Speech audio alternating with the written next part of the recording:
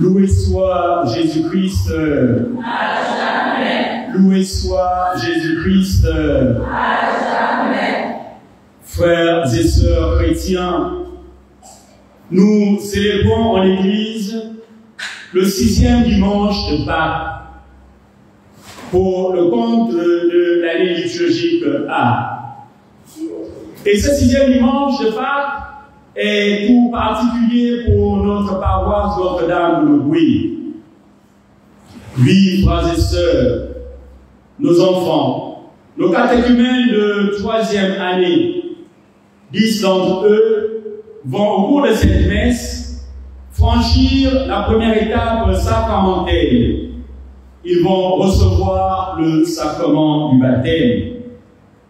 Il s'agit de Elena, de Marie, de Paul, de Marc, de David, de Pierre, de Natacha, d'Emmanuel, de Nathanaël et d'Armel.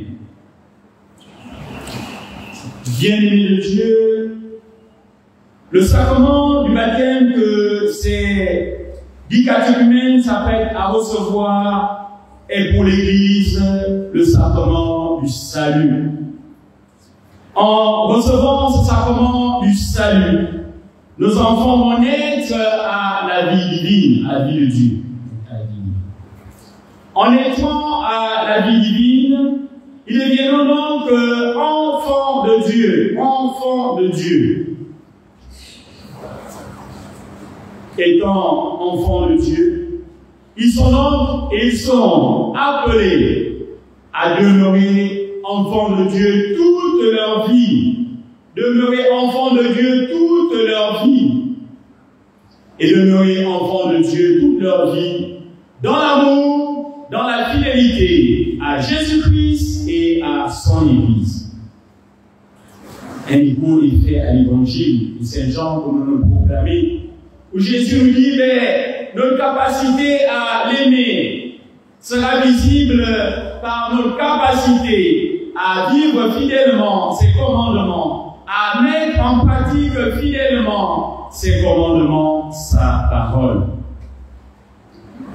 Chers paroissiens de Notre-Dame de Loué, et vous, frères et sœurs, qui prenez part à cette Eucharistie, dans le cadre du baptême de votre enfant, permettez-moi de vous rappeler, en effet, que le sacrement du baptême est le sacrement du salut, sacrement du salut. Ça dépasse donc tout ce que la personne humaine peut avoir comme entendement, comme imagination. Le sacrement du baptême est un sacrement du salut. C'est donc dire que si on veut être sauvé, on ne peut en aucun cas se priver de ce sacrement. Si on veut être sauvé, nous sommes tenus de recevoir ce sacrement. Parce qu'il est un sacrement de salut. Maintenant, si on ne veut pas être sauvé, on se prive volontiers de ce sacrement. On accueille également favorablement tout ce qu'il y a comme argutie, c'est-à-dire les faux arguments sur ce sacrement. Mais si on reconnaît que le baptême est un sacrement de salut, nous sommes invités à le recevoir dans la foi. Écoutez donc, frères et sœurs, ce que le canon 849, canon, c'est le livre qui régit le fonctionnement de l'Église et de tous ses fils, que ce soit l'Église ordonnée ou le peuple de Dieu. Et en ce qui concerne le sacrement du baptême, le canon 849 nous éclaire, il nous dévoile en d'autres termes, c'est quoi le sacrement du baptême. Et en préparant cette messe, j'ai trouvé opportun, j'ai trouvé nécessaire de pouvoir vous révéler le contenu de cette réalité sacramentelle, donc réalité du baptême, les effets du baptême dans chacune de nos vies, nous qui l'avons déjà reçu, et nos vies jeunes s'apprêtent à le recevoir. Nous écoutons donc ce que dit le canon. Le baptême porte des sacrements nécessaires au salut, qu'ils soient reçus en fait, comme ce sera le cas tout à l'heure, ou du moins désiré. Quelqu'un peut recevoir le baptême, ou quelqu'un se prépare à recevoir le baptême en étant catéchumène, et il vient à mourir. Il Le désir est là. Il désirait recevoir le baptême. La preuve, c'est qu'il s'est inscrit à la catéchèse.